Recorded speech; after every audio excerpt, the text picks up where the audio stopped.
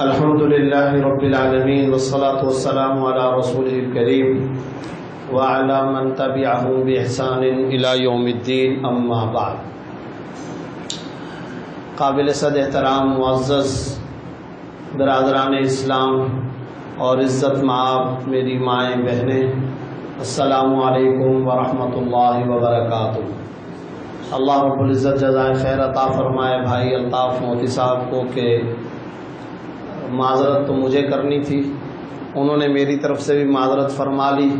میں ان سے بھی اور تمام خواتین و حضرات سے بھی دلی طور پر معذرت چاہتا ہوں کہ آج تاخیر ہوئی، اور میرے ساتھ چونکہ کچھ خواتین بھی گھر کی اس دفعہ خواہش رکھتی تھیں کہ وہ بھی اس پروگرام میں شریک ہوں، تو اس لیے کچھ اسباب کی وجہ سے یہ تاخیر ہوئی، جس پر معذرت خواہ۔ جو اہم ترین عنوان بھائی الطاف موتی صاحب نے آج کے درس کا رکھا ہے، اس میں کئی سارے تحقیقی اور اہم دلچسپ نکات انہوں نے بیان فرمائے، لیکن صورتحال یہ ہے کہ ان میں سے ہر ایک نقطہ اس قابل ہے کہ اس کے اوپر مستقل پروگرام ہونے چاہیے۔ اور میں نے بھائی الطاف موتی صاحب کی خدمت میں یہ بات عرض کی تھی کہ اس پروگرام میں عام طور پر ہمارے جتنے بھی برادران اسلام شریک ہو سکتے ہیں، ان کے ساتھ ساتھ ائمہ مساجد کو بھی ضرور شامل کیا جائے، مساجد کی کمیٹیوں کے حضرات کو بھی شامل کیا جائے، اور مساجد کے اندر جو ارباب اختیار ہیں، کمیٹیوں کے مختلف ذمہ داران ہیں، ان کو بھی اس کے اندر شامل کیا جائے۔ جہاں تک دیگر بہت سارے نکات کا تعلق ہے، میں ان کے اوپر زیادہ گفتگو کرنے کے بجائے بس ایک دو اہم ترین نکات پر ذرا توجہ مرکوز رکھنا چاہتا ہوں۔ مثلا ایک نقطہ یہ بھی بیان کیا گیا کہ تزئین و آرائش، تو زیادہ تفصیل کے اندر جائے بغیر ابن ماجہ اور ابو داؤد کی ایک حدیث ہے، رسول اللہ صلی اللہ علیہ وسلم نے ارشاد فرمایا، ان من اشراط الساعہ ان یتباہی الناس فی المساجد۔ قیامت کی علامتوں میں سے ایک علامت یہ بھی ہے کہ لوگ مسجدوں کی تزئین و آرائش میں ایک دوسرے پر سبقت کرنے کی کوشش کریں گے۔ مسجد کی تزئین و آرائش اس انداز کی کہ اس تزئین و آرائش کی وجہ سے آپس میں مسابقت ہو، پیسے کا بہت زیادہ خرچ ہو، اور نماز کے خشوع و خضوع کے اندر فرق ہو، یہ فقہائے کرام نے ممنوع لکھا ہے۔ ایک نقطہ اس کے اندر یہ تھا، اس پر میں نے ایک مختصر سی یہ بات کر دی، اور وجہ اس کی یہ ہے کہ تزئین و آرائش کا معاملہ ہو یا اس کی ساخت اور بناوٹ وغیرہ کا معاملہ ہو، اسلام ایک مقصودی دستور حیات ہے، مقصود پہ نظر رکھنے والا دین فطرت ہے، کہ ظاہری بناوٹ، ظاہری ساخت اور ظاہری شکل و شباہت، اس کے بجائے باطن پر توجہ زیادہ دینا، مقصود پر توجہ زیادہ دینا، یہ اسلام کا ایک بنیادی فلسفہ اور ایک بنیادی مؤثر پیغام ہوا کرتا ہے۔ ہر معاملے کے اندر مقصود کی طرف زیادہ توجہ رہتی ہے۔ مسجد کے اندر ضروری آداب کیا ہو سکتے ہیں، آپ حضرات جانتے ہیں، پڑھا بھی ہے ہم نے کئی دفعہ، اس کی تلقین بھی ہوتی رہتی ہے۔ رسول اللہ صلی اللہ علیہ وسلم نے ارشاد فرمایا، من اکل من هذه الشجرہ فلا یقربن مساجدنا، جو ان درختوں میں سے کچھ کھائے تو وہ ہماری مسجد کے قریب نہ آئے، یعنی لہسن، پیاز وغیرہ اگر اس طرح کا آپ نے استعمال کیا اور منہ سے بدبو آ رہی ہے تو ایسی حالت میں مسجد میں نہیں جانا چاہیے۔ اس کے ماتحت فقہا نے یہ مسئلہ لکھا کہ اگر کسی کے جسمانی طور پر بدبو کا معاملہ ہو، منہ سے بدبو کا معاملہ ہو، بیماری ایسی اللہ بچائے لاحق ہے کہ جس سے پاس والوں کو تکلیف یا اذیت پہنچتی ہے، تو اس حالت کے اندر مسجد کے اندر نہیں جانا چاہیے۔ مسجد میں جائیں تو دعا پڑھ کر کے جائیں، اور جب باہر نکلیں تو دعا پڑھیں، اللہم افتح لی ابواب رحمتک، اللہم انی اسألک من فضلک، جب باہر نکلیں۔ اب ان میں سے ایک ایک دعا ایسی ہے کہ اس کے اوپر پورا بیان ہو سکتا ہے۔ اللہم افتح لی ابواب رحمتک، کہنے کو رسمی طور پر ہم یہ لفظ تو بول لیتے ہیں، لیکن کیا الفاظ استعمال کیے رسول اللہ صلی اللہ علیہ وسلم نے اس دعا میں، کیا اس کا مفہوم ہے؟ اے اللہ میرے لیے رحمت کے ابواب و دروازے کھول دے، دریا بہا دے میرے لیے. یعنی کیا عجیب قسم کا تاثر اور تصور ہے اس دعا کے اندر کہ میں احکم الحاکمین اور بادشاہ اور شہنشاہ کے دربار میں جا رہا ہوں اور میں لوٹنے کے لیے جا رہا ہوں اور ایک سیل لگی ہے اور میرے لیے اب رحمت کے دروازے اور ایک رحمت کا ایک ٹکڑا دنیا و مافیا سے بہتر ہے. اور رحمت نہیں, اس کا دروازہ نہیں, ابواب, اس کے بے شمار سینکڑوں ہزاروں لاکھوں کروڑوں تو اپنے رزق کے دروازے کھول دے, رحمت کے دروازے کھول دے, امن کے دروازے کھول دے, علم کے دروازے کھول دے, معافی کے دروازے کھول دے, بخشش کے دروازے کھول دے. یہ ایک دعا ایسی ہے کہ اس کے اوپر ایک پروگرام ہونا چاہیے. اللہم افتح لی ابواب رحمتک, اس پر ایک پورا پروگرام ہونا چاہیے, عنوان ہی یہی ہونا چاہیے. اس سے مسجد سے جب نکلتے ہیں اللہم انی اسألک من فضلک, اے اللہ میں آپ کے فضل کا سوال کرتا ہوں.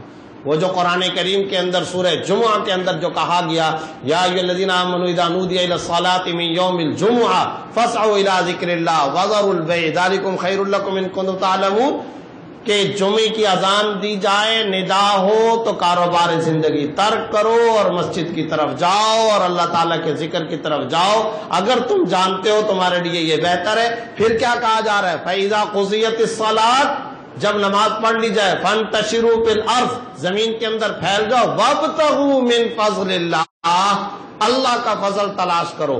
اب یہاں پر وَابْتَغُوا مِنْ فَضْلِ اللَّهِ قرآن کریم میں, اب آپ دیکھیں قرآن و حدیث کا کانٹیکٹ کیا ہے, باہمی ربط کیا ہے. یہی تو ہم کہتے ہیں منکرین حدیث سے بغیر حدیث کے قرآن سمجھ ہی نہیں سکتے ہو. لفظ لفظ کی تشریح کا حق, قرآن کی تفسیر کا پہلا حق خود اللہ تعالیٰ کو ہے. تفسیر القرآن بالقرآن, جو قرآن نازل کرنے والا ہے اگر اسی کو تفسیر کا حق نہیں ہے تو پھر کس کو ہوگا بھائی.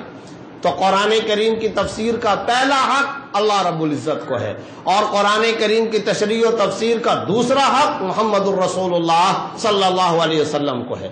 چنانچہ اب آپ دیکھیں فَإِذَا قُضِيَتِ الصَّلَاةُ فَانْتَشِرُوا فِي الْأَرْضِ وَابْتَغُوا مِنْ فَضْلِ اللَّهِ, کہ آپ اللہ کا فضل تلاش کریں. مسجد سے نماز پڑھنے کے بعد, فارغ ہونے کے بعد, نکلنے کے بعد اللہ کا فضل تلاش کریں. یہی لفظ پھر آپ نے دعا کے طور پر بنا لیا, اللہم انی اسألک من فضلک, وہاں پر وابتغوا من فضل اللہ, یہاں پر من فضلک. اسی آیت کو سامنے رکھتے ہوئے نبی صلی اللہ علیہ وسلم نے مسجد سے باہر نکلنے کی دعا بیان فرمائی. اچھا, اب یہ فضل سے کیا مراد ہے؟ اس میں رزق شامل ہے, اس کے اندر اللہ رب العزت کا فضل جب شامل ہے تو تم کچھ پیغام بھی لے کر کے جا رہے ہو, کچھ مسجد سے پیغام لے کر کے جا رہے ہو. اب وہ فضل تم نے بانٹنا ہے, اب اس فضل کی تم نے تقسیم کرنی ہے اور اس فضل کو تلاش کرنا ہے اور اس فضل کو اب تقسیم کرنا ہے. اللہ نے جو تم کو دیا وہ تم نے وہاں پر بانٹنا ہے, اور اس کے اوپر بھی ایک مستقل پروگرام ہونا چاہیے. موقع ملتا نہیں ہے. میں عام طور پر ساتھیوں سے کہا کرتا ہوں کہ ہر نماز ایک پیغام ہے, ہر نماز ایک پیغام ہے. رات کو ہم نے عشاء کی نماز پڑھی تھی نا, تو اس عشاء کی نماز میں امام صاحب نے کچھ آیتیں بھی تو تلاوت کی ہوں گی, یا بغیر آیتوں کی تلاوت کی نماز ہوئی ہوگی؟ ہو نہیں سکتا. اچھا, وہ جو آیتیں پڑھی ہوں گی وہ آیتیں کل رات کا پیغام تھا. کس نے سمجھا, کس نے سوچا, کب سوچا؟ ایک جگہ جلسہ تھا ابھی کچھ دن پہلے, تو وہاں پر عشاء کی نماز سرگودا کے اندر امام صاحب نے پڑھائی, اور جب وہ پڑھائی تو اس کے اندر وہ آیتیں انہوں نے پڑھائی ہیں, وَيُطْعِمُونَ الطَّعَامَ عَلَى حُبِّهِ مِسْكِينًا وَيَتِيمًا وَأَسِيرًا. یہ آیتیں انہوں نے پڑھی, سورہ دہر کی آیت نمبر 8 ہے. تو بیان ہوا تو میں نے کہا کہ ابھی عشاء کی نماز میں امام صاحب نے آپ حضرات کو ایک پیغام دیا ہے اور ایک درس دیا ہے, تو کچھ اس بارے میں ادراک و شعور ہے کہ کیا پیغام آج ملا؟ تو کسی کو اس طرف ذہن ہی نہیں تھا. تو میں نے کہا کہ اللہ رب العزت سورہ دہر کی آیت نمبر 8 کے اندر فرما رہے ہیں, اعلیٰ درجے کے مسلمان وہ ہوتے ہیں جو اپنی ضرورت کے باوجود, اپنی چاہت اور ضرورت کے باوجود مسکین کو کھانا کھلاتے ہیں, یتیم کو کھانا کھلاتے ہیں, قیدیوں کو کھانا کھلاتے ہیں. عجیب اتفاق آپ دیکھیں کہ یہ پہلی رکعت میں امام صاحب نے یہ آیات پڑھی اور دوسری رکعت میں انہوں نے سورہ بلد پڑھی. تو میں نے کہا کہ اب سورہ بلد بھی آپ لوگوں نے پڑھی یا نہیں؟ انہوں نے کہا جی ہاں پڑھی ہے. تو میں نے کہا جو سورہ بلد آپ لوگوں نے پڑھی ہے اس کے اندر کیا پڑھا؟ او اطعام ذی مسغبہ یتیما ذا مقربہ او مسکینا ذا متربہ، آیت نمبر 13 ہے، 14 ہے، 15 ہے۔ ان آیتوں میں اللہ رب العزت نے کیا فرمایا؟ جو مٹی میں رلے ہوئے لوگ ہیں ان کو کھانا کھلاؤ، جو یتیم ہیں ان کو تلاش کرو، تمہارے خاندان کے اندر جو پسا ہوا مظلوم طبقہ ہے ان کو کھانا کھلاؤ، مسکین کو کھانا کھلاؤ، کچے کمروں گھروں کے اندر رہنے والے لوگ ہیں راشن پہنچاؤ۔ یہ آپ کو آج ان 2 رکعتوں میں، عشاء کی 2 رکعتوں میں خدا کی ذات نے یہ پیغام دیا۔ ہمیں کبھی اس طرف توجہ ہی نہیں کی، کبھی توجہ ہی نہیں کی کہ اللہ رب العزت ہم کو ان آیتوں میں یہ پیغام دے رہے ہیں۔ پکار پکار کر امام مسجد کبھی عفت کا پیغام دیتا ہے، کبھی معیشت کو اسلامی رخ پر ڈھالنے کا پیغام دیتا ہے، کبھی رسول اللہ صلی اللہ علیہ وسلم کی محبت کا پیغام دیتا ہے، اور یہ سارے کا سارا سلسلہ جو سمجھتے ہیں وہ چلتے ہیں۔ یہ جو ہمارے ہاں عام طور پر حرمین شریفین کے جو ائمہ کرام ہیں، اللہ رب العزت ان کی زندگیوں میں برکتیں عطا فرمائے اور ہم سب کو حرمین شریفین کی بار بار زیارت نصیب فرمائے، تو وہ کیا کر رہے ہوتے ہیں؟ وہ ایک ہی وقت کے اندر جو چلتا ہوا سیزنل معاملہ ہے اس کی قرآن کریم سے تعلیمات پر مشتمل آیات بیان کر رہے ہوتے ہیں۔ چنانچہ حج کا زمانہ ہوتا ہے تو زمانہ حج کے اندر الحج اشہر معلومات فمن فرض فیہن الحج فلا رفث ولا فسوق ولا جدال فی الحج۔ اب یہی آیتیں چل رہی ہوتی ہیں، قربانی کا موقع آتا ہے تو سورہ حج کی آیت نمبر 37 لن ینال اللہ لحومها ولا دماؤها ولکن ینالہ التقوی منکم۔ ابھی کچھ عرصہ پہلے کچھ بدبختوں نے رسول اللہ صلی اللہ علیہ وسلم کی شان میں گستاخی کی، تو جو مسجد نبوی کے اندر سب سے زیادہ آیات پڑھی جا رہی ہیں وہ کون سی؟ انا کفیناک المستہزئین۔ یا رسول اللہ آپ کو گھبرانے کی ضرورت نہیں ہے، آپ کا مذاق اڑانے والوں کے مقابلے میں ہم کافی ہیں۔ وہ آیات پڑھ رہے ہیں امام مسجد نبوی، ما کان محمد ابا احد من رجالکم ولکن رسول اللہ وخاتم النبیین، یہ آیتیں پڑھ رہے ہیں۔ رسول اللہ صلی اللہ علیہ وسلم کی تعریف و شان کے اندر جو آیتیں وہ پڑھ رہے ہیں، تو یہ پیغام ہوتا ہے، یہ ایک پورا فلسفہ ہوتا ہے، یہ ایک درس ہوتا ہے، اور یہی دعا ہے اللہم انی اسألک من فضلک۔ اب آپ نے یہ پیغام لیا، اب آپ کو باہر اس کے لیے دستور حیات مل گیا، اب آپ کو باہر وہ جا کر کے کام کرنا ہے۔ لیکن زمانہ گزرا، صدیاں بیت گئیں، ہم نے ان عبادات کا جو حقیقی فلسفہ تھا، جو پیغام تھا، اسے بھلا دیا۔ سمجھنے سے ہم لوگ، شعور سے، سمجھنے سے، ریسرچ سے، تحقیق سے، فہم سے ہم نے اپنے آپ کو صدیاں بیت گئی کنارہ کش کر کے رکھا ہوا ہے۔ تو یہ سارے کے سارے ضروری آداب ہیں اور ان کو اس موضوع کے اندر بیان کرنا چاہیے اور اس کے اوپر مستقل پروگرام ہونے چاہیے۔ لیکن آج میں جن 2 اہم نکات کی طرف اشارہ کرنا ضروری سمجھتا ہوں وہ ہے آج کے موضوع کے اعتبار سے جن نکات کو الطاف صاحب نے بیان کیا ان میں جو پہلے 2-3 ہیں، تربیت مسلمین میں مساجد کا کردار اور محدود کرنے کے اسباب کیا ہیں۔ اصل بات یہ ہے، اور تیسرا ہے نقطہ ادائیگی نماز کے علاوہ کن امور پر توجہ دینی چاہیے۔ قرآن کریم میں ایک بڑا دلچسپ پیرایا ہے، اور آپ وہ پیرایا سنیں گے تو آپ کو بڑا لطف آئے گا کہ اللہ رب العزت نے اس پیرایا بیان کے اندر کیا خوبصورت تذکرہ اور لب و لہجہ اختیار فرمایا ہے۔ قرآن کریم میں جہاں کہیں مسجد کا تذکرہ آیا وہاں اللہ نے مسجد کے ساتھ اپنا لفظ استعمال کیا ہے، اپنا نام استعمال کیا ہے۔ یعنی مسجد کا لفظ آیا اور عموماً اس مسجد کے لفظ کے ساتھ اللہ نے اپنا نام ضرور ذکر کیا ہے۔ چنانچہ اگر آپ غور فرمائیں تو شروع سے لے لیں، سورہ بقرہ کی آیت نمبر 114 کے اندر کیا ہے؟ وَمَنْ أَظْلَمُ مِمَّنْ مَنَعَ مَسَاجِدَ اللَّهِ أَنْ يُذْكَرَ فِيهَا اسْمُهُ وَسَعَىٰ فِي خَرَابِهَا۔ اس سے بڑا ظالم کون ہوگا جو اللہ کی مساجد کے اندر لوگوں کو اس بات سے جانے سے منع کرے کہ وہ جا کر اللہ کا ذکر کریں اور مسجدوں کو وہ لوگ ویران کرنے اور بے آباد کرنے کی کوشش کرتے ہوں، ان سے بڑا ظالم کون ہوگا؟ اب آپ دیکھیں اس آیت میں کیا ہو رہا ہے، من اظلم ممن منع مساجد نہیں، مساجد اللہ، اللہ کی مساجد۔ مسجد کے ساتھ، مساجد کے ساتھ کس کا نام آیا؟ اللہ رب العزت کا۔ یہ ہے سورہ بقرہ آیت نمبر 114۔ اب آ جائیے سورہ جن۔ سورہ جن کے اندر آیت نمبر 18 میں کیا ہے؟ وَأَنَّ الْمَسَاجِدَ لِلَّهِ فَلَا تَدْعُوا مَعَ اللَّهِ أَحَدًا، کہ مساجد اللہ کے لیے ہیں، مساجد میں اللہ کے علاوہ اور کسی کو مت پکارو، اور کسی کو حاجت روا و مشکل کشا نہ سمجھو، نہ ذات میں کوئی خدا کے شریک ہے، نہ صفات میں کوئی شریک ہے، اور مسجد اللہ کے لیے مختص ہے، اور مسجد اللہ کا گھر ہے۔ تو سورہ بقرہ کے اندر کیا تھا؟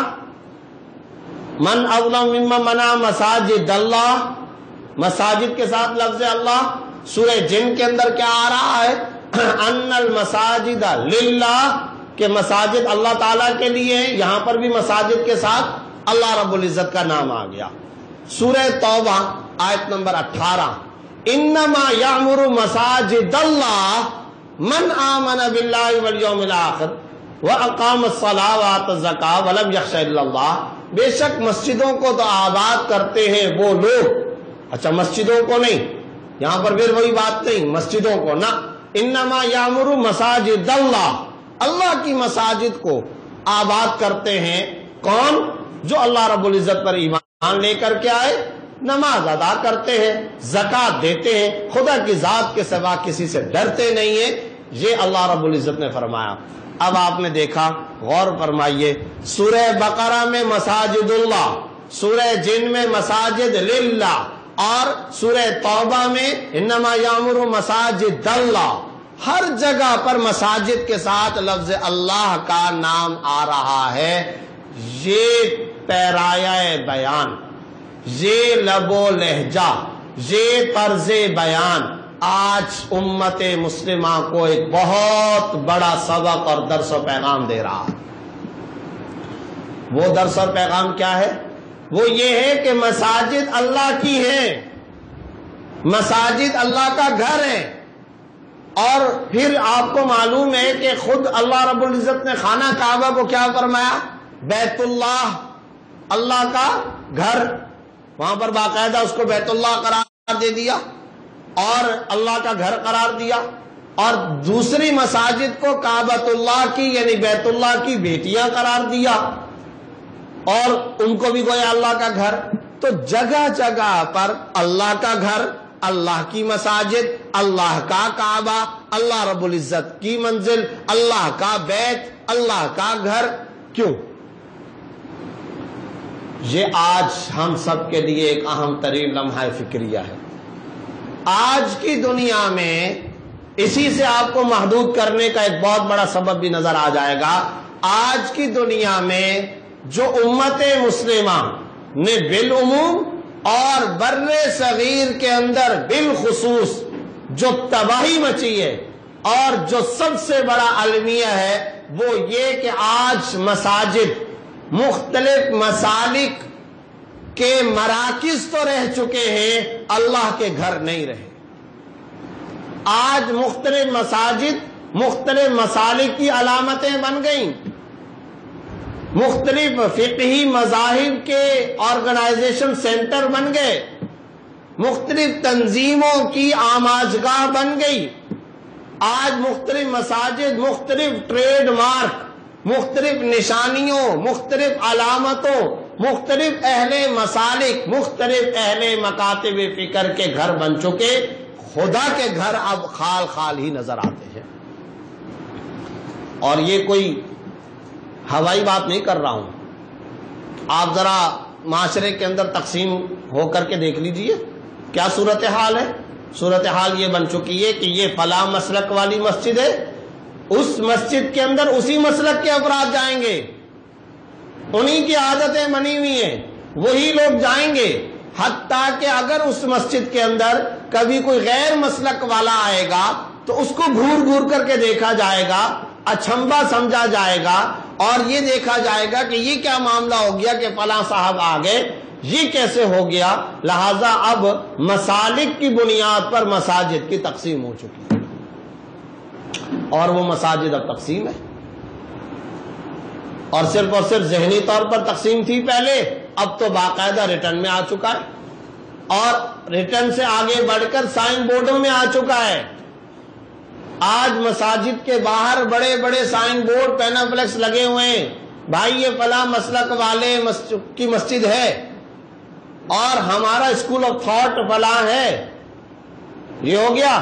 اور اب جو اطلاعات ملنا شروع ہوئی ہیں وہ ہند و پاک کے اندر یہ کہ پہلے تو صرف ذہنی تقسیم، پھر سائن بورڈ پر تقسیم، پھر اس کے بعد نوٹس بورڈ پر تقسیم، مساجد کے اسپیکروں کا استعمال مسلکی بنیاد پر وہ تو تھا ہی، وہ تو کرتے ہی آئے۔ اب معاملات یہاں تک بڑھ گئے کہ یہ فلاں مسجد ہے اور اس میں دوسرے مسلک والے نہیں آ سکتے، اگر وہ آئے تو وہ تمام تر کارروائی کے خود ذمہ دار ہوں۔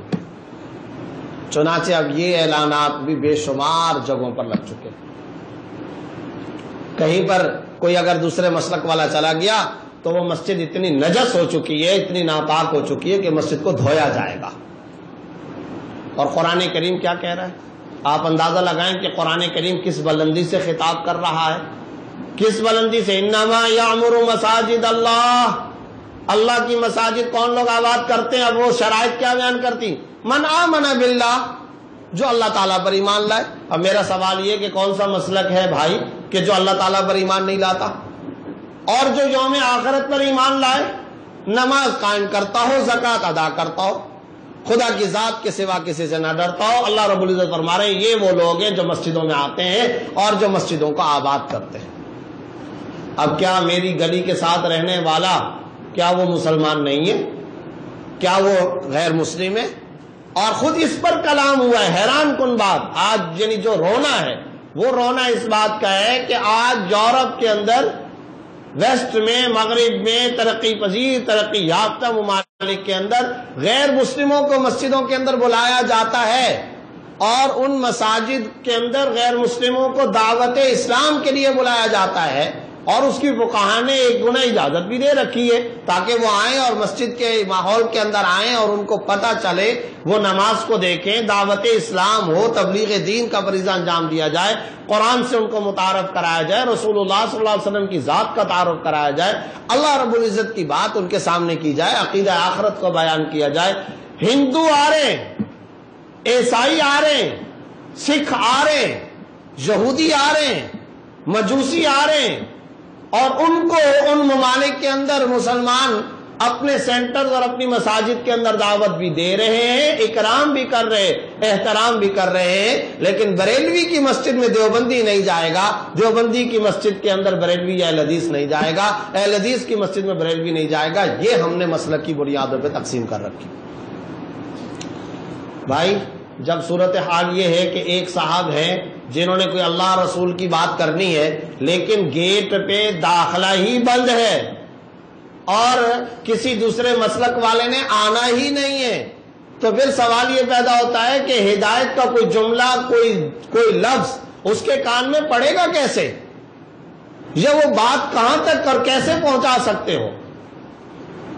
یہ مسلکی بنیادوں پر ہم نے تقسیم کر دیے۔ اب میرا آپ سے سوال یہ کہ قرآن تو ان آیتوں میں مساجد کو اللہ کا کام، اللہ کا گھر، اللہ کی جگہ، ان المساجد للہ من اظلم ممن منع مساجد اللہ انما یعمر مساجد اللہ، جگہ جگہ اللہ کی مساجد، اللہ کی مساجد۔ حضرات مفسرین نے تو ایک اور نقطہ لکھا ہے کہ اگر فرض کرو اس مساجد اور مسجد کے لفظ کے ساتھ لفظ اللہ نہ بھی ہوتا تو اب بھی مساجد کا معنی کیا ہے؟ سجدے کی جگہ، اور سجدہ اللہ کے علاوہ کسی اور کے لیے ہو سکتا ہے؟ نہیں ہو سکتا۔ صرف مساجد کا لفظ ذکر کر دیا ہوتا اللہ رب العزت نے تب بھی کافی تھا کہ یہ اللہ ہی کا گھر ہے، لیکن اس کے باوجود اللہ رب العزت نے مساجد کے لفظ کے ساتھ اپنا نام جوڑا، اپنا لفظ ضرور ذکر فرمایا۔ یہ قیامت تک کے لیے ہمارا درس تھا، ہمارا ایک اہم ترین ٹریڈ مارک تھا کہ مساجد میں بلا کسی مسلکی بلا کسی قومی، بلا کسی لسانی، بلا کسی رنگت و تفریق کے ہر قسم کا مسلمان آ سکتا ہے۔ آج ہم نے مساجد کے کردار کو محدود کیا، اور پہلا محدود کرنے کا جو سبب ہے وہ سبب مساجد کی مسلکی بنیادوں پر تقسیم، یہ تباہی مچ گئی ہے۔ میں آپ کو ایک عجیب بات بتاتا ہوں کہ ایک صاحب ہیں جنید جمشید شہید رحمۃ اللہ علیہ کے ساتھ مجھے کافی عرصہ ہم نے مل کر کے کام کیا میڈیا کے اندر، تو ایک مخالف مسلک کے ایک صاحب تھے، تو وہ بھی ہمارے ساتھ کام کرتے تھے۔ تو ایک لمبا عرصہ بھائی جنید جمشید کا اور میرا ان صاحب کے ساتھ گزرا۔ وہ مخالف مسلک کے تھے، یعنی جو ہمارا مسلک ہے وہ مسلک ان کا نہیں تھا، وہ دوسرا مسلک تھا ان کا، لیکن الحمدللہ ثم الحمدللہ ہم نے پیار کے ساتھ، محبت کے ساتھ 35-40 افراد تھے جو کام کرنے والے تھے، تو ان کے ساتھ پیار اور محبت کے ساتھ، حکمت کے ساتھ ہم نے وقت گزارا۔ اور رمضان کے پروگرام کی ریکارڈنگ چل رہی تھی، 35-40 دن ہم نے اکٹھے گزارنا تھا، تو الحمدللہ بہت اچھے انداز میں وقت گزرا۔ اللہ رب العزت جزائے خیر عطا فرمائے ان 35-40 افراد کو کہ وہ سارے قریب ہو گئے، آج تک وہ مسائل پوچھتے ہیں، فون کرتے ہیں، مسائل پوچھتے ہیں۔ اس دوران میں ان میں سے ایک صاحب کے والد کا انتقال ہو گیا۔ جب انتقال ہوا تو انہوں نے مجھے بڑے رونے جیسے انداز کے اندر فون کیا کہ آج والد صاحب کا انتقال ہو گیا ہے، اور میں یہ چاہتا ہوں کہ نماز جنازہ فلاں جگہ پر ہوگی۔ وہ دوسرے مسلک والے حضرات کی جگہ انہوں نے بتائی، چونکہ والد صاحب کا وہاں پر اٹھنا بیٹھنا زیادہ تھا، تو لیکن میں یہ چاہتا ہوں کہ اس مسجد کے اندر آپ آئیں اور آپ آ کر نماز جنازہ ادا کریں۔ مجھ سے انہوں نے یہ خواہش کا اظہار کیا کہ آپ آئیں اور آپ کو کریں، اور میری اہلیہ یہ کہتی ہیں، اور ہم بھائیوں کا یہ مطالبہ ہے، اور ہم سب کے سب افراد کا یہ مطالبہ ہے۔ تو میں اچھی خاصی پریشانی میں مبتلا ہو گیا، اب کروں تو کیا کروں؟ تو میں نے ان سے عرض کیا، میں نے کہا دیکھیں بات یہ ہے کہ مجھے تو کوئی اعتراض نہیں ہے، میں نماز جنازہ پڑھانے کے لیے تیار ہوں، لیکن مشکل یہ ہے کہ وہاں پر جو لوگ ہیں وہ ذرا ایکسٹریمسٹ قسم کے لوگ ہیں۔ مجھے کوئی اعتراض نہیں، لیکن اگر میں وہاں آیا اور آنے کے بعد آپ نے مجھے جنازے کی نماز پڑھانے کے لیے آگے کرنے کی کوشش کی، یا میں آگے ہوا، تو وہاں مجھے خطرہ ہے کہ اس قسم کی آوازیں بلند ہوں گی اور کچھ بدمزگی ہوگی، اور اس بدمزگی کے نتیجے کے اندر جو ہے وہ آوازیں اٹھیں گی، شور شرابہ ہوگا۔ اور پھر ایک اہم بات وہ یہ ہے کہ اس میں سب سے زیادہ جو تکلیف ہوگی وہ تکلیف کسی اور کو نہیں ہوگی، وہ آپ کو ہوگی، اور ساری زندگی آپ کے دل کے اندر ملال رہے گا کہ ہاں، اور سب لوگوں کے اندر بھی یہ بات رہے گی، ہاں بھئی یہی وہ صاحب ہیں جن کے والد کے جنازے میں یہ پھڈا ہوا تھا، یہ جھگڑا ہوا تھا، یہ لڑائی ہوئی تھی۔ تو یہ پوری زندگی آپ کو یہ بات دل میں ٹوکتی رہے گی کہ میرے والد کے جنازے میں، ظاہر ہے کوئی بھی انسان اگر فوت ہوتا ہے تو اس کے پیارے کبھی یہ نہیں چاہتے کہ اس کی نماز جنازہ میں، اس کی تجہیز و تکفین کے اندر کسی بھی موقع پر، جب آخری یہ سارے کے سارے تجہیز و تکفین کے معاملات کیے جا رہے ہوتے ہیں، ان معاملات میں کسی بھی موقع اور کسی بھی لمحے پر ذرہ برابر کسی قسم کا کوئی انتشار یا فساد پیدا ہو، یہ کوئی بھی نہیں چاہتا، اس لیے کہ وہ چاہتے ہیں کہ میں اپنے پیاروں کو اعزاز کے ساتھ، احترام و اکرام کے ساتھ آخری منزل اور آخری آرام گاہ تک پہنچا دوں۔ تو میں کہا یہ پوری زندگی تمہارے لیے یہ مسئلہ رہے گا۔ چنانچہ آپ حیران ہوں گے کہ پورا خانوادہ چاہت کے باوجود مجھ سے نماز جنازہ نہیں ادا کروا سکا۔ جھگڑا کیا ہے؟ جھگڑا صرف اور صرف یہ ہے کہ وہاں پر لوگ مسلک کی بنیاد پر شور شرابہ کرتے ہیں۔ یہ ہے صورتحال۔ بیٹے چاہ رہے ہیں کہ جنازہ یہ پڑھا ہے، اور یہ بھی آج کی بات تھوڑی ہے، یہ کتنی جگہوں پر، اور لوگ جگ ہنسائی کرتے ہیں، اور ہمارے نکاح کی بنیاد پر کہ کسی فلاں مسلک والے نے فلاں کا نکاح پڑھا لیا، اتنے لوگ جتنے شریک تھے سب کے ایمان ٹوٹ گئے، نکاح ٹوٹ گئے۔ جنازہ پڑھا دیا، اب کیا ہوا کہ فلاں مسلک والوں نے چونکہ جنازہ پڑھایا لہذا سب کے نکاح ٹوٹ گئے۔ کیا ہو رہا ہے؟ یہ ہم کیا کر رہے ہیں؟ اور یہ مساجد کی مسلکی بنیادوں پر تقسیم میں سمجھتا ہوں پھر قواریت کا ایک بہت بڑا سبب ہے، اور اس نے تباہی مچائی ہے۔ بعض حضرات سے جب بات ہوتی ہے تو وہ کہتے ہیں کہ حکومت کے جو لوگ ہیں وہ اس وقت تک مسجد کو رجسٹر یا وہ نہیں کرتے جب تک کہ مسلک ہو۔ تو بھائی میں نے عرض کیا کہ حکومتیں کیوں آئیں اس بات پر؟ اگر مساجد کو اللہ کا گھر رہنے دیا جاتا اور ڈے 1 سے سارے کے سارے مسلمان ذمہ دارانہ کردار ادا کرتے، آج تو وہ بیچارے مسلکوں کی بنیاد پر ڈی سی ہوا یا حکومت کے افراد ہوئے، وہ تو مجبور ہیں، اس لیے مجبور ہیں تاکہ علاقے میں جھگڑا نہ ہو، انتشار نہ ہو، جس جگہ پر جو مسلک والے چلو ان کے مطابق وہ کر لیں، وہ چاہتے ہیں امن و امان کا مسئلہ پیدا نہ ہو۔ ایک خاص زاویے کے اعتبار سے ان کا بھی قصور نہیں، معاملہ یہ ہے کہ ہم نے انتہائی غیر ذمہ دارانہ کردار ادا کیا۔ چنانچہ میں نے تو پہلے یہ بات بتا دی کہ عام افراد کا معاملہ یہ ہے کہ اگر ایک مسلک والا ہے وہ دوسرے مسلک کے اندر جائے گا اور دوسرے مسلک کی مسجد کے اندر جائے گا تو اس کو گھور گھور کر کے دیکھا جائے گا اور انتشار بھری نگاہوں سے دیکھا جائے گا، شرارت بھری نظروں سے نگاہوں سے دیکھا جائے گا، یہ تو عام لوگوں کا معاملہ ہے۔ اور اگر علماء چلے گئے، ایک بریلوی مسلک کی مسجد کا امام صاحب وہ اگر آ جائے دیوبندی مسلک کی مسجد کے اندر، یا ایک اور مسلک والا کسی اور مسلک کے امام یا عالم دین یا اسکالر یا وہاں کے اسکول آف تھاٹ کے ایک ذمہ دار آدمی وہ اگر کسی جگہ چلے جائے تو پتہ نہیں خدا جانے کیا سے کیا ہو جائے، اور لوگ کیا تاثرات اور تصورات قائم کرتے ہیں۔ قرآن کریم کی یہ آیات پکار کر کے ہمیں یہ درس دے رہی ہے، خدارا مساجد کو اللہ تعالیٰ کا گھر بناؤ، مساجد کو دوبارہ اللہ تعالیٰ کے گھر کی طرف۔ یہی ایک تو چیز تھی جس چیز کے بارے میں ہم نے یہ سوچا تھا کہ یہ اتحاد کا نقطہ ہے، یہ اتفاق کا مرکز ہے، یہاں سے امن کی بات ہوگی، پیار کی بات ہوگی، جوڑ کی بات ہوگی، محبت کی بات ہوگی۔ اس سلسلے میں اعتراف کرنا چاہیے، اقرار کرنا چاہیے کہ ہم مسلمانوں کا عام غیر علماء مسلمانوں کا اپنی جگہ پر ایک قصور ہے اور بڑا قصور ہے، اس میں کوئی شک اور شبے کی گنجائش نہیں، لیکن اس میں ایک بہت بڑا مسئلہ ہمارے ائمہ مساجد کی کمیٹیوں اور علماء کا بھی ہے، اور اس میں ایک اہم ترین بات یہ ہے کہ آج پورے پاکستان کو آپ دیکھ لیں، پورے پاکستان میں حیران کن بات یہ ہے کہ ٹیلر ماسٹر کے لیے ضروری ہے کہ وہ یا تو ڈگری یافتہ ہو یا کم از کم اپنے فن کا ماہر ہو، بھئی اس کو آتا تو ہو نا، کپڑے بنانا سیکھا ہوا تو ہو۔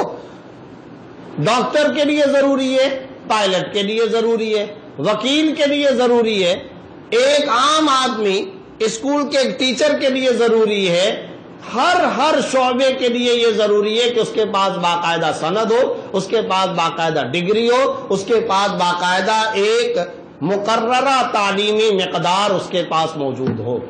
لیکن کراچی سے لے کر کے خیبر تک آپ ذرا مجھے بتا دیجئے کہ کتنی مساجد ہیں جن میں باقاعدہ طور پر ڈگری یافتہ سند یافتہ کوئی عالم دین موجود ہو، کتنی ایسی مساجد ہیں۔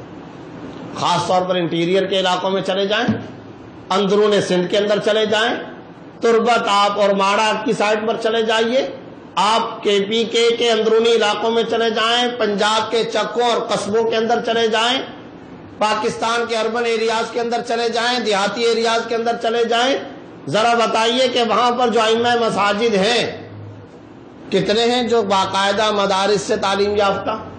اور میں نے تو کئی دفعہ وزارت مذہبی امور کے اندر یہ رائے دی اور میڈیا پر یہ رائے دی کہ مجھے اس سے بھی بحث نہیں ہے کہ بھائی وہ فلاں مسلک والے ہوں یا فلاں مسلک والے، ارے جس مسلک والے بھی ہوں، سوال یہ پیدا ہوتا ہے کہ وہاں پر جو امام مسجد ہے، جو ٹرینر ہے، جو قائد ہے، جو اہم ترین لیڈر ہے، جو اتنی حساس پوسٹ پر ہے کہ ہم اس حساس پوسٹ کا تصور نہیں کر سکتے، اس اہم ترین نازک ترین پوائنٹ پر جو آدمی مقرر ہے، خود اس کی تعلیمی کوالیفیکیشن کیا ہے، دینی اعتبار سے اس کی مقدار کتنی ہے۔ جس کو معاش کا مسئلہ پیش آ جائے، علم ترى کیف سے لے کر کے آخر کی 10 صورتیں یاد کر لے اور داڑھی بڑھا لے تو وہ مسجد کا امام ہے۔ ہزاروں مساجد کے اندر یہ صورتحال ہے، اور کوئی معاش کے اعتبار سے معاملہ حل نہیں ہوا تو بس یہ کام کر دیا جائے۔ اور ان کی یعنی معذرت کے ساتھ سچی بات یہ ہے کہ ہمارے اپنے عیب ہیں، معاش کا مسئلہ درپیش ہے تو دکانداری اس وقت تک نہیں چل سکتی، قائم رہ سکتی جب تک کہ چند فرقہ وارانہ بول اپنی زبان سے وہ ہمیشہ نکالے نہیں۔ بحث ہوتی رہے، گاؤں کے اندر ایک پھڈا چلتا رہے، فساد ہوتا رہے، ایک لڑائی ہوتی رہے، تاکہ میں مرکز توجہ بنا رہوں اور میری طرف لوگ متوجہ رہیں اور میرا ایک کردار ہو اور میرے تذکرے ہوتے رہیں، بس اس کی وجہ سے یہ سلسلہ چلتا رہے گا۔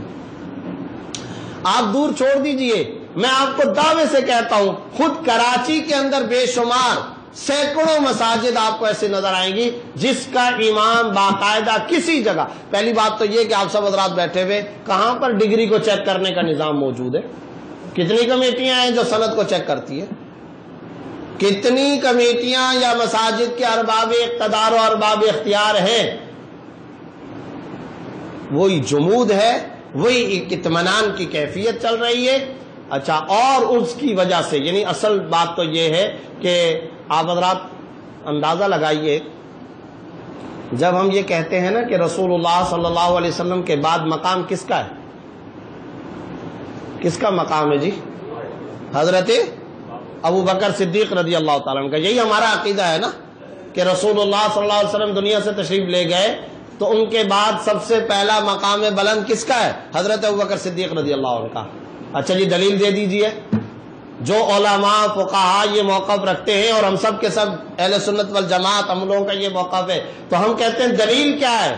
تو وہ جواب کے اندر کہتے ہیں دلیل یہ ہے کہ رسول اللہ صلی اللہ علیہ وسلم نے اپنی حیات طیبہ میں 17 نمازیں یقینی طور پر، اس کے علاوہ بھی، لیکن 17 نمازیں حضرت ابو بکر صدیق رضی اللہ تعالیٰ عنہ سے مسجد نبوی میں پڑھوائی ہیں۔ فرمایا کہ میری جگہ پر امامت کون کرے گا؟ ابو بکر کریں گے۔ چنانچہ حضرت عائشہ رضی اللہ تعالیٰ عنہ کو فرما دیتے تھے، ہر نماز کے وقت میں یہ جملہ فرمایا کرتے تھے، مروا ابا بکر فلیصلی ومروا بلالا فلیؤذن۔ بلال کو حکم دو اذان دے دے، ابو بکر کو حکم دو، ابو بکر کو میری طرف سے کہہ دو جاؤ جا کر کے نماز پڑھائے۔ بلال کو حکم دو اذان دے، ابو بکر کو کہو کہ جا کر کے نماز پڑھائے۔ کئی دفعہ ایسا بھی ہوا کہ آپ صلی اللہ علیہ وسلم اسی بیماری کی حالت میں مرض وفات کے اندر، وہ جو درمیان کے اندر کھڑکی کھلتی تھی، یعنی حجرہ عائشہ جو روضہ مبارک ہے وہاں سے جو ریاض الجنت کی طرف، تو وہاں پر پردہ سا ہوتا تھا، تو جو پردہ یہ مسجد نبوی شریف ریاض الجنہ اور ادھر آپ صلی اللہ علیہ وسلم کا گھر مبارک حجرہ عائشہ صدیقہ رضی اللہ عنہ، تو کئی دفعہ آپ صلی اللہ علیہ وسلم پردہ اٹھا کر کے نمازیوں کو دیکھتے تھے، ہمت ہوتی تھی تو خود تشریف لے جاتے تھے۔ اب جب تشریف لے جاتے تو بعض اوقات ظاہر ہے وہاں سے کون چل کر آیا؟ رسول اللہ صلی اللہ علیہ وسلم ہی آ سکتے ہیں، تو حضرت ابوبکر رضی اللہ تعالیٰ عنہ کو محسوس ہو جاتا تھا، تو حضرت ابوبکر رضی اللہ تعالیٰ عنہ مصلی چھوڑ کر پیچھے آ جاتے۔ پھر کئی دفعہ آپ صلی اللہ علیہ وسلم خود پڑھا لیتے تھے، کئی دفعہ اشارہ فرماتے تھے نہیں نماز جاری رکھو۔ اب یہ ہماری دلیل ہے سب سے بڑی، کیا؟ ثانی اثنین اذ ہما فی الغار اذ یقول لصاحبہ لا تحزن ان اللہ معنا۔ ہم یہ کہتے ہیں جس کو نبی صلی اللہ علیہ وسلم نے مصلی کی نمائندگی دی اور جس کو امامت نماز کے اندر آپ صلی اللہ علیہ وسلم نے مقرر فرمایا، وہ خلیفۃ المسلمین بھی ہے، سلطان وقت بھی ہے، امیر المومنین بھی ہے، گویا کہ حکومت بھی اس کے پاس آئے گی جس کے پاس مصلی آئے گا۔ یہ اتنی بڑی حساس پوسٹ ہے، اتنی نازک ترین پوسٹ ہے، یہ ہماری سب سے ایک اہم ترین بڑی دلیل ہے کہ حضرت ابوبکر صدیق رضی اللہ تعالیٰ خلیفہ بلا فصل ہے، خلیفہ اول ہے، اس لیے کہ نبی صلی اللہ علیہ وسلم نے نمازوں کے لیے ان کو مقرر فرمایا، ممبر ان کے حوالے کیا، مسجد نبوی کا مصلی رسول ان کے حوالے کیا، ممبر رسول ان کے حوالے کیا۔ حضرت عمر رضی اللہ تعالیٰ عنہ 22,31,050 مربع میل پر حکومت کر لی، فاروقی جھنڈا لہرا گیا اور قسطنطنیہ، افریقہ کی ساحلی پٹیاں، غرناطہ، الحمرا، افغانستان تک، آذربائیجان تک، آرمینیا تک اور کابل تک اور ادھر جکارتہ تک اور مراکش تک اور اندلس تک، یہ ساری کی ساری پٹیاں، پوری کی پوری پٹیاں اور افریقی تک پٹیاں، ساحل افریقہ کے، یہ سارے کے سارے فاروق اعظم رضی اللہ تعالیٰ عنہ کے دور خلافت کے اندر فتح ہو گئے۔ اب اس دوران میں مدینہ سے کسی کو گورنر کے طور پر مقرر کیا جا رہا ہے، تو اب حضرت عمر کر کے آ رہے ہیں، نماز کو دیکھ رہے ہیں، نماز کو، جس کی نماز کے اندر طاقت، نماز میں جو پاورفل نماز خشوع و خضوع کے ساتھ، اسے سامنے بلایا جا رہا ہے، اس سے انٹرویو لیا جا رہا ہے۔ یعنی شارٹ لسٹ کرنے کا طریقہ کیا ہے حضرت عمر رضی اللہ تعالیٰ عنہ کا؟ نماز کا امتحان، نماز کے اندر بات چیت پوچھتا ہے۔ آج بھی آپ فقہ کی کوئی کتاب اٹھا لیں، کوئی فقہ کی کتاب، یعنی عالم کورس کی پہلی کتاب سے لے کر دور حدیث تک، اب باب الجمعہ کھولیے ذرا، کتاب الجمعہ، ہر حدیث کی کتاب میں، ہر فقہ کی کتاب کے اندر، تو وہاں پر کیا آ رہا ہے؟ جمعہ کی نماز کون پڑھائے گا؟ امیر المومنین پڑھائے گا، خلیفۃ المسلمین جمعے کی نماز پڑھائے گا، اور باقی اگر ائمہ ہوں گے وہ اس خلیفہ، سلطان وقت، حاکم وقت، امیر المومنین کی نیابت میں تو کر سکتے ہیں، اصل استحقاق خلیفۃ المسلمین کا ہے۔ بلکہ آپ حضرات حیران ہوں گے یہ بات سن کر، اور حیران ہوں گے آپ لوگ یہ سن کر، بعض علماء کا موقف یہ ہے کہ اگر خلیفۃ المسلمین امیر المومنین نماز جمعہ کی امامت کے لیے نہ آئے، جمعہ ہی نہیں پڑھا جائے گا، جمعہ نہیں پڑھا جائے گا، جمعہ ساقط ہو جائے گا اس علاقے سے۔ یہ بعض علماء کا موقف ہے، اگرچہ فتویٰ اس پر نہیں ہے ہمارا، یعنی جمہور کا، یعنی میجورٹی آف علماء کا کنسنسس اس بات پر ہے کہ فرض کرے حاکم وقت اگر نہ بھی آئے تب بھی، لیکن آخر وہ جو علماء کی ایک بہت بڑی جماعت جو یہ قول رکھتی ہے، جو موقف رکھتی ہے، تو خود سوچ لیں کہ یہ کتنی بڑی اہم شرط ہوگی جس کی وجہ سے انہوں نے اپنا یہ نظریہ اور اپنا یہ اسکول آف تھاٹ رکھا ہے کہ اگر حاکم وقت اور خلیفۃ المسلمین عید کے لیے اویلیبل نہ ہو، عید کی نماز نہیں ہوگی، جمعے کے لیے دستیاب نہ ہو، جمعے کی نماز نہیں ہوگی۔ تو اب آپ دیکھ لیں مصلی کی امامت کتنی پاورفل ہے، اور ہمارے ہاں کیا صورتحال ہے؟ ہمارے ہاں جس کو قرآن کریم کا ترجمہ تک نہیں آتا، قرآن کا ترجمہ نہیں آتا، وہ امام صاحب بن گیا، اور چنانچہ اس کی وجہ سے، بھائی اس کی اپنی مطلوبہ تعلیمی کوالیفیکیشن کیا ہے، کیا سند ہے؟ 8 سال اس نے کسی دینی ادارے میں رگڑے کھائے کہ نہیں، پڑھا ہے کہ نہیں پڑھا؟ یہ تھا مامون کے دربار میں کیا ہوتا تھا، ہارون کے دربار میں کیا ہوتا تھا، خلفائے بنو امیہ کے دور میں کیا ہوتا تھا، خلفائے بنو عباس کے دور کے اندر کیا ہوتا تھا، سارے کے سارے عمرا اور گورنر باقاعدہ آ کر کے امامت کے لیے کھڑے ہوتے تھے، اور جامع مسجد اموی دمشق کے اندر اور دوسرے تمام علاقوں کے اندر ہارون رشید اور تمام یہ جتنے خلفاء گزرے، یہ اپنا لباس بھی تبدیل کر کے آیا کرتے تھے مصلی کی امامت کے لیے۔ مسجد نبوی کے امام صاحب کون تھے؟ حضرت ابوبکر۔ ان کے بعد امام صاحب کون تھے؟ حضرت عمر۔ اس کے بعد امام صاحب کون تھے؟ حضرت عثمان غنی۔ اس کے بعد امام صاحب کون تھے؟ حضرت علی رضی اللہ عنہ۔ یہ ائمہ تھے۔ پھر حضرت علی رضی اللہ تعالیٰ جامع مسجد کوفہ کے اندر منتقل ہو گئے، وہاں پر وہ امیر المومنین اور امام الوقت تھے۔ حضرت عمر رضی اللہ تعالیٰ کی تو شہادت ہی نماز کے دوران ہوئی ہے نا، فجر کی نماز کے دوران حضرت عمر رضی اللہ تعالیٰ کی نماز پڑھانے کے دوران ان کی شہادت ہوئی ہے۔ حضرت عثمان غنی کا جس وقت محاصرہ ہوا ہے تو لوگوں نے حضرت عثمان غنی سے سب سے پہلا مسئلہ کیا آ کر پوچھا کہ جناب مصلی پر باغی لوگ قابض ہو گئے، تو اب نماز کا کیا کریں گے؟ تو حضرت عثمان غنی نے خصوصی حکم جاری کیا کہ مسجد نبوی کے اندر جو بھی امامت کے مصلی پر آئے اس کے پیچھے نماز پڑھ لو، اس لیے کہ میں مسلمانوں کی جماعت میں انتشار نہیں چاہتا ہوں۔ یعنی میں تو آج کہا کرتا ہوں کہ فقہی مسئلہ اپنی جگہ پر، اس پر عمل کرنا ضروری ہے۔ حضرت عثمان غنی رضی اللہ تعالیٰ نے اپنے قتل کرنے والے باغی، مصر سے آئے ہوئے باغی، اسٹیٹ کے باغی، خلافت اسلامیہ کے باغی، خلافت راشدہ کے باغی، حضرت عثمان غنی رضی اللہ تعالیٰ نے فرمایا صلو خلف کل بر و فاجر، ہر نیک و فاجر کے پیچھے نماز ادا کر لیں۔ یہ حضرت عثمان غنی رضی اللہ تعالیٰ نے فرمایا۔ مسجد نبوی کے مصلی پر قبضہ ہو گیا لیکن نماز آپ ان کے پیچھے پڑھو، یہ حضرت عثمان غنی۔ صرف اس لیے کیا وجہ تھی؟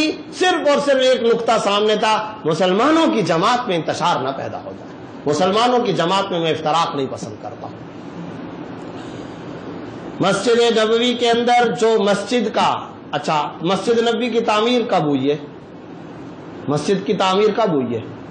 آپ حضرات سیرت سے واقف ہے، بنیادی طور پر آپ حضرات کو معلوم ہے جب آپ صلی اللہ علیہ وسلم کہاں سے تشریف لائے؟ مکہ مکرمہ سے۔ مکہ مکرمہ سے ہجرت کر کے کہاں تشریف لا رہے ہیں؟ مدینہ طیبہ۔ پہلا کام کیا آ کر کے کیا جا رہا ہے؟ مسجد نبوی کی تعمیر۔ پیغام دے دیا ساری زندگی کے لیے، تمہاری بستیاں، تمہارے ٹاؤن، تمہارے محلے، تمہاری سوسائٹیاں اور تمہاری رہائشی اسکیمیں اور تمہاری مملکتیں، تمہاری ریاستیں اسی وقت آباد ہوں گی جب پہلے مساجد کی تعمیر اور مساجد کی آبادی کی فکر کرو۔ دستور دے دیا پوری امت مسلمہ کو، کوئی علاقہ اس وقت تک کامیاب نہیں ہو سکتا جب تک کہ وہاں پر مسجد نہ ہو. یہ پہلا کام آپ صلی اللہ علیہ وسلم آ کر کے کر رہے ہیں. اچھا پھر آ کر کے تعمیر تو ہو گئی, تو سوال یہ پیدا ہوتا ہے کہ پھر کیا ہوا؟ کیا نماز کے بعد تالا لگ جایا کرتا تھا؟ ہرگز نہیں. بیت المال مسجد نبوی, سیکریٹریٹ مسجد نبوی, اور ڈیلیگیشن سے ملاقات کا پوائنٹ مسجد نبوی, امور مملکت کو چلانے والا مرکز مسجد نبوی, جہاد کی صفوں کا مرکز مسجد نبوی. اب میں یہ ایک لفظ بولے جا رہا ہوں, یقین جانیے کہ وہ سارے کے سارے واقعات ذہن میں آتے چلے جا رہے ہیں. کس موقع پر کیا ہوا, کس موقع, سیرت طیبہ آپ پڑھتے چلے جائیے, سارے کام مسجد نبوی سے چل رہے ہیں. رومن امپائر کی دھجیاں بکھری ہیں مسجد نبوی سے, پرشین امپائر کے ٹکڑے ہوئے ہیں, فارس اور قیصر روم تھر تھر کانپ رہے ہیں. مرکز کیا ہے؟ پوری دنیا کی نگاہیں. آج ہے نا پوری دنیا کی نگاہیں فلاں ملک کی طرف, فلاں کہتا ہے میں سپر پاور. اس زمانے کے اندر صدیوں تک پوری دنیا کی نگاہیں مسجد نبوی کی طرف لگی ہوئی تھی. مسجد نبوی کیا کردار ادا کرتی ہے, اس کا کیا کردار ہے, وہ کیا کہتی ہے, وہاں سے پیغام کیا نکل رہا ہے, لفظ کیا بولا جا رہا ہے, پیغام کیا ادا کیا جا رہا ہے. بس دنیا کی ترقی مسجد نبوی کے جملے پر, دنیا میں کیا ہوگا کیا نہیں ہوگا فیصلہ مسجد نبوی نے کرنا ہے. ڈیسیژن پاور اگر کسی کو حاصل ہے تو مسجد نبوی کو. رسول اللہ صلی اللہ علیہ وسلم تشریف فرما ہیں, صحابہ کرام بیٹھے ہیں, چاروں خلفائے راشدین تشریف فرما ہیں. خالد بن ولید ابھی تک مسلمان نہیں ہوئے تھے. حضرت خالد بن ولید رضی اللہ تعالی عنہ, حضرت عمرو بن العاص رضی اللہ تعالی عنہ, تھنک ٹینک مشہور تھا یہ مکہ مکرمہ کا. تو آپ صلی اللہ علیہ وسلم, تفصیلی واقعے کے اندر نہیں جاؤں گا, آپ صلی اللہ علیہ وسلم صلح حدیبیہ کے بعد جب تشریف لے گئے تھے تو پوچھا تھا, تو حضرت خالد نے فرمایا تھا ابھی تک وہ مسلمان نہیں ہوئے تھے, تو فرمایا کہ میری غیرت گوارا نہیں کرتی کہ محمد مکہ میں آئیں اور عمرہ کر کے چلے جائیں, یہ کیسے ہوگا, وہ زندہ سلامت چلے جائیں, کیونکہ اس وقت تک تو یہ غیر مسلم تھے اور جاہلیت کے اندر بھی یہ بہت بہادر اور جری مشہور تھے. تو آپ صلی اللہ علیہ وسلم کو پتہ چلا کہ خالد یہ کہہ کر کے ان کی غیرت گوارا نہیں کرتی تھی, لیکن چونکہ مکے والوں کے ساتھ ایگریمنٹ ہو چکا تھا, معاہدہ تھا, تو لہذا خالد بن ولید رضی اللہ تعالیٰ اس ڈیوریشن پیریڈ کے دوران مکہ ہی چھوڑ کر چلے گئے. تو آپ صلی اللہ علیہ وسلم مسکرائے اور پوچھا کہ کوئی اگر خالد بن ولید تک کوئی میرا میسج اور پیغام پہنچا سکے تو وہ آئے. تو ایک صاحب آئے تو فرمایا کہ خالد کو میری طرف سے یہ پیغام دے دو اور ان کو کہہ دو کہ اگر تم اسلام قبول کر لو گے تو خدا تمہیں اسلام کے اندر میں دیکھ رہا ہوں بہت عزتیں عطا کرے گا. اور خالد کو یہ کہنا, یہ الفاظ کہ خالد کو یہ کہنا, چونکہ نام لے لیا تھا, خالد کو یہ کہنا. تو بس کسی کا نام آپ صلی اللہ علیہ وسلم اپنی زبان مبارک سے لے لیں تو پھر تو کیا تاثیر ہوگی. اب خالد بن ولید آ گئے, آپ صلی اللہ علیہ وسلم واپس تشریف لے گئے مدینہ طیبہ. اب خالد بن ولید کو پتہ چلا کہ آپ صلی اللہ علیہ وسلم جا چکے, صحابہ جا چکے, تو آئے. تو پیغام والے نے پیغام دیا, بس سننا تھا کہ دل کی دنیا بدل گئی. تاثیر تھی وہی جو لفظ آپ صلی اللہ علیہ وسلم. تو بار بار یہ پوچھتے تھے میرا نام لیا ہے, تو انہوں نے کہا ہاں آپ کا نام لے کے کہا خالد کو یہ کہنا. پھر پوچھتے تھے میرا نام لیا ہے, محمد صلی اللہ علیہ وسلم میرا نام لیا ہے, خالد یہ کہا. بار بار تحقیق کی, ہاں آپ کا نام لیا ہے کہ خالد سے یہ کہنا. اللہ نے ہدایت دینی تھی اور چونکہ جری تھے تو انہوں نے جا کر کے بلا لیا حضرت عمرو بن العاص رضی اللہ تعالیٰ عنہ کو اور حضرت عبداللہ بن رواحہ, یہ تین حضرات گھوڑے پر سوار ہوئے اور مکے کی گلیوں کے اندر چکر لگایا. اور پھر وہ کہا تھا کہ اگر کسی کو اپنی عورتیں بیوہ کرانی ہیں, کسی کو بچے یتیم کرانے ہیں تو آ جائے میرے مقابلے میں تو جا رہا ہوں محمد کے قدموں کے اندر. اگر کسی کو مجھ سے مقابلہ کرنا ہے تو آ جائے. یہ بار بار اعلان کیا اور پھر وہاں سے چلے. اور ظاہر ہے کہ کوئی مواصلات کا تو کوئی ذریعہ تھا نہیں. اب یہ پہنچے ہیں مدینہ طیبہ کے اندر. ایک لمبا عرصہ زمانہ بیچ کے اندر, ایک کافی دن گزرے, بعض روایات میں 8 دن کا آتا ہے. تو یہ 8 دن کا ایک لمبا سفر کرنے کے بعد یہ یہاں مدینہ طیبہ پہنچے. ادھر رسول اللہ صلی اللہ علیہ وسلم اپنے معمول مبارک کے مطابق ایک جہاد و غزوہ کا مشورہ کرنے کے لیے, دارالمشورہ چونکہ مسجد نبوی ہوا کرتا تھا, تو یہاں پر تشریف فرما ہے. صحابہ کرام بھی سب بیٹھے. تو صبح کا وقت تھا, یعنی کوئی ظہر سے پہلے والا جو ٹائم. اس دوران میں یہ سارے صحابہ کرام بیٹھے اور مشورہ ہو گیا اور بات چیت تقریباً مکمل ہونے کو لگی. آپ صلی اللہ علیہ وسلم پر وحی آ گئی.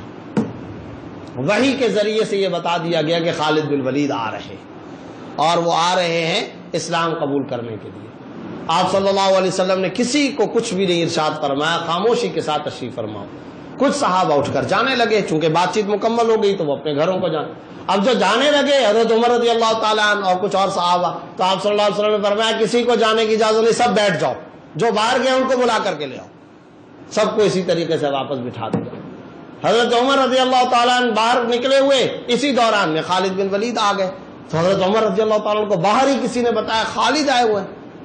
تو اب ان کے ذہن کے اندر یہی بات کہ شاید یہ آئے ہیں اور جنگ کرنے کے لیے آئے یا لڑنے کے لیے آئے، تو دوڑتے ہوئے آئے اور آ کر کے کہا یا رسول اللہ پتہ چلا ہے خالد آ گئے، تو اگر آپ اجازت دیں تو میں گردن اڑا دوں اور میں مقابلے کے لیے نکلوں۔ آپ صلی اللہ علیہ وسلم مسکرائے اور فرمایا کہ بیٹھو، قدرت کچھ اور منظر سجانے کو ہے۔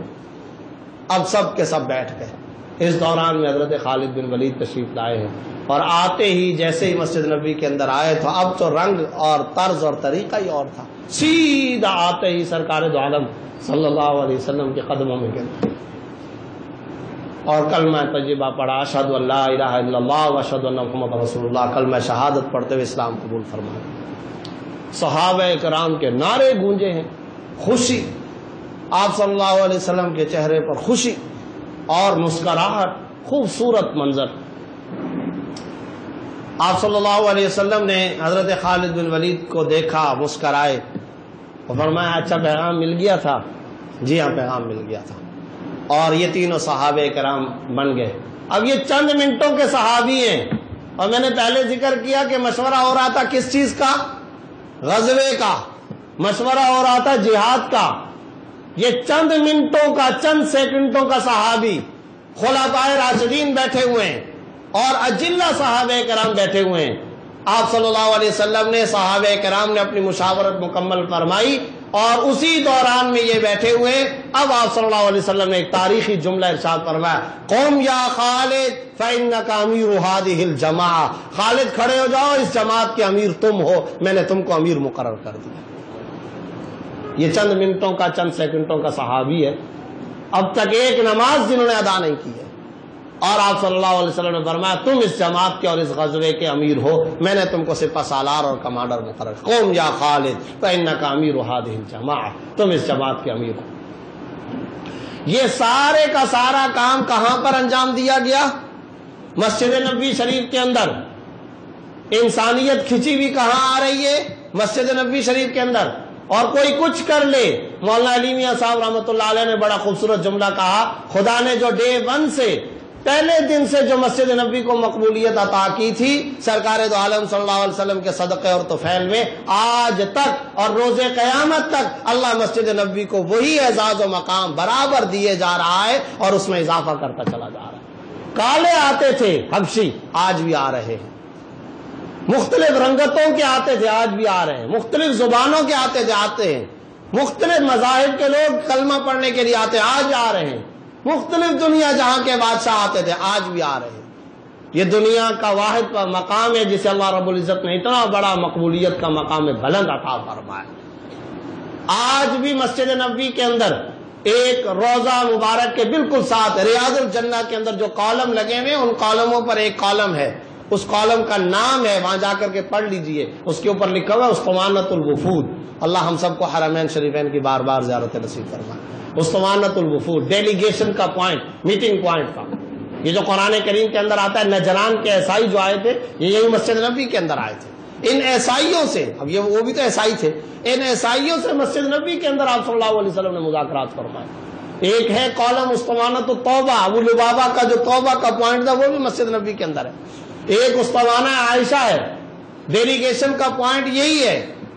اور پھر یہی مسجد نبوی ہے جہاں پر صفہ ہے، انسانیت کی سب سے بڑی عظیم شان دینی اسلامی یونیورسٹی، قرآن کریم کے نزول کا پوائنٹ۔ قرآن کریم تو بہت ساری جگہوں پر نازل ہوتا رہا، لیکن اصل جو تعلیم قرآن، درس قرآن، تبلیغ قرآن، اشاعت قرآن، نشر و اشاعت قرآن اور دنیا میں پیغام قرآن اگر پہنچا ہے تو وہ یہ صفہ سے۔ آپ صلی اللہ علیہ وسلم حضرت جبریل کے ساتھ درس قرآن یعنی قرآن کریم کا دور کہاں کیا کرتے تھے؟ بخاری جلد اول کی روایت، اور آخری رمضان میں 2 مرتبہ آپ صلی اللہ علیہ وسلم نے دور فرمایا قرآن کریم کا، مکمل دور فرمایا۔ وہ کہاں فرمایا؟ مسجد نبوی کے اندر فرمایا، تعلیم کا سلسلہ مسجد نبوی شریف کے اندر۔ تو مسجد نبوی کی اتنی بڑی اہم ترین غیر معمولی حیثیت تھی۔ آج ہماری مساجد کی صورتحال یہ ہے کہ ہماری مساجد صرف اور صرف چند رکعتوں کی قیام گاہ بن چکی، چند رکعتوں کی ادائیگی کا مرکز بن چکی، اور اس کے علاوہ وہاں مساجد تمام کی تمام مساجد سے مسجد نبوی کے وہ اعمال صادر نہیں ہو رہے۔ آپ صلی اللہ علیہ وسلم کی ایک حدیث آخر میں سنا کر کے میں پروگرام ختم کرتا ہوں۔ یہ روایت بخاری کے اندر بھی ہے اور مسلم کے اندر بھی ہے۔ کیا ہے؟ من غدا الی المسجد او راح الی المسجد، جو مسجد کی طرف صبح کے وقت کچھ دیر کے لیے جائے یا شام کے وقت کچھ دیر کے لیے جائے، بخاری کی روایت، یعنی مستند ترین، بلکہ بخاری مسلم کی بات نہیں ہے، متفق علیہ روایت ہے، صحیح ستہ کے اندر یہ روایت موجود ہے۔ من غدا الی المسجد او راح اعد اللہ له نزله من الجنہ کلما غدا او راح، جو صبح کے وقت یا شام کے وقت مسجد کے اندر جا کر کے کچھ دیر کے لیے بیٹھ جائے، اللہ رب العزت نے اپنے اوپر لازم کر لیا ہے کہ اللہ تعالی قیامت والے دن جنت کے اندر اس آدمی کی ضیافت اور مہمان نوازی ضرور کرے۔ اس حدیث کی تشریح کے اندر بعض حضرات نے یہ لکھا ہے کہ بعض ایسے لوگ کہ جو باقاعدہ یعنی جہنم میں جا چکے ہوں گے تو ان کو یہ روایت معلوم ہوگی، تو وہ اس وقت جہنم کے اندر جب ہوں گے تو ان کو یہ بات یاد آئے گی کہ اللہ رب العزت کی، یعنی آپ صلی اللہ علیہ وسلم نے تو یہ فرما رکھا ہے، تو وہ ہیں کہاں پر؟ اپنی سزا بھگتنے کے لیے کہاں گئے ہیں؟ جہنم کے اندر۔ تو وہ وہاں سے پکاریں گے اور وہ یہ کہیں گے کہ یا اللہ، ہم تو مسجد کے اندر جاتے تھے اور کچھ وقت لگاتے تھے فلاں فلاں ٹائم، تو آپ نے تو ضیافت کرنی تھی، وعدہ ہے اور آپ کا وعدہ تو سچا ہے، آپ نے مہمان نوازی کرنی تھی، تو لہذا مہمان نوازی کیجئے۔ اب وہ ہے کہاں پر؟ جہنم میں۔ چنانچہ وہ مہمان نوازی کروانے کے لیے کہاں آئے گا؟ جنت کے اندر۔ اللہ تعالیٰ کی مہمان نوازی جہنم میں تو نہیں ہوگی، جنت میں ہوگی۔ چنانچہ وہ آیا۔ اچھا، وہ آیا کتنی دیر کے لیے؟ چند منٹوں، چند گھنٹوں کے لیے، کیونکہ اللہ تعالیٰ نے اپنے اس وعدے کو پورا کرنا ہے۔ اچھا، جب وہ آئے گا تو امام راضی رحمۃ اللہ علیہ اور دیگر کئی حضرات مفسرین نے بڑا دلچسپ واقعہ لکھا ہے۔ انہوں نے لکھا ہے کہ جب وہ وہاں پہنچے گا تو دسترخوان بچھا دیا جائے گا۔ اب جنت میں مہمانی، اللہ تعالیٰ مہمان میزبان، اور اس آدمی کی یہاں پر اس وقت مہمان نوازی شروع، تو سب نعمتیں وہاں پر چن دی جائیں گی، لگا دی جائیں گی۔ تو اس وقت جب وہ بالکل دسترخوان پہ تیار ہوگا تو کہا جائے گا آپ کھانا کھائیے، تو کہے گا میں کھانا نہیں کھاتا، میں نہیں کھاتا کھانا۔ تو کہا جائے گا بھائی کیوں نہیں کھانا کھاتے ہو؟ تو میں کھانا نہیں کھاؤں گا۔ تو پھر پوچھا جائے گا کیوں نہیں؟ تو وہ جواب میں یہ کہے گا کہ آپ ہیں میزبان، میں ہوں مہمان۔ دنیا کا قانون، دنیا کا وتیرہ، دنیا کا طریقہ یہ تھا، ہمارے گھر میں کوئی مہمان آتا، وہ جو کچھ بھی ہم سے مطالبہ کرتا ہم پورا کرتے تھے، جو مطالبہ وہ کرتا تھا ہم پورا کرتے تھے۔ ایسا تو ہو نہیں سکتا نا کہ کوئی کسی کے گھر مہمان بنے اور کہے مجھے فلاں چیز کھانی ہے، مجھے یہ چیز دے دو، کوئی آگے سے منع کرے، ایسا تو ہو نہیں سکتا۔ اب آپ میزبان، میں مہمان، آپ میری ایک بات جب تک نہیں مانیں گے میں یہ کھانا کھانے والا نہیں ہوں۔ تو اللہ تعالیٰ فرمائیں گے اچھا بھی بتاؤ تمہاری کیا بات ہے؟ میری بات یہ ہے وہاں نہیں جاؤں گا، ادھر نہیں جاؤں گا، وہاں نہیں جانے والا ہوں، اب میں ہمیشہ یہاں رہوں گا۔ چنانچہ جواب کے اندر کہا جائے گا کہ ٹھیک ہے، ہم تو سب سے بڑی مہمان نوازی کرنے والے ہیں، ہماری طرف سے اب یہ فیصلہ ہے کہ اب تم ہمیشہ کے لیے جنت میں رہو گے۔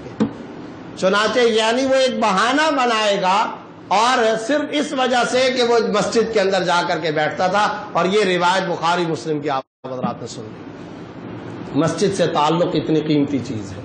اللہ رب العزت ہم سب کو مسجد سے تعلق بھی قائم کرنے کی توفیق عطا فرمائے، اور مسجد کا یہ بنیادی اور کلیدی کردار ہمیں اپنے محلوں میں، اپنے علاقوں میں، اپنے ٹاؤنز کے اندر زندہ جاوید کرنے کی توفیق عطا فرمائے۔ یہاں چونکہ مساجد، یہاں خواتین بھی آئی ہیں، تو خواتین کے لیے بھی ایک جملہ، خود آپ صلی اللہ علیہ وسلم نے ارشاد فرمایا، خواتین سوچ رہی ہوں گی کہ یہ ساری بات تو مساجد کے لیے، مرد تو سب کچھ کر سکتے ہیں، ہم کیا کریں گے؟ تو آپ صلی اللہ علیہ وسلم کی ایک روایت ہے جو ابو داؤد اور ابن ماجہ کے اندر آئی، آپ صلی اللہ علیہ وسلم نے فرمایا اجعلوا بیوتکم مساجدا، اپنے گھروں کو مسجد بناؤ۔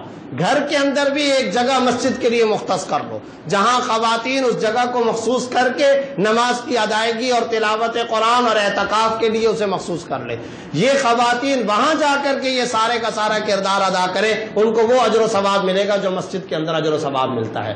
اور ساتھ ہی ساتھ تعلیم کے لیے، واعظ کے لیے، بیان کے لیے، تقاریر کے لیے، اصلاحی بیانات کے لیے خواتین کو مساجد کے اندر آنا چاہیے، اس میں کوئی رکاوٹ نہیں ہے اور ان کو ضرور آنا چاہیے۔ اس پر تو سب علماء کا اتفاق ہے کہ وہ آئیں اور مساجد کے اندر اپنا تعلیمی حصہ ضرور طور پر حاصل کر کے جائیں، اس کے اندر ان کے لیے کسی قسم کی کوئی رکاوٹ نہیں۔ اللہ رب العزت ہم سب کو عمل کرنے کی توفیق عطا فرمائے۔ وآخر دعوانا الحمد للہ رب العالمین۔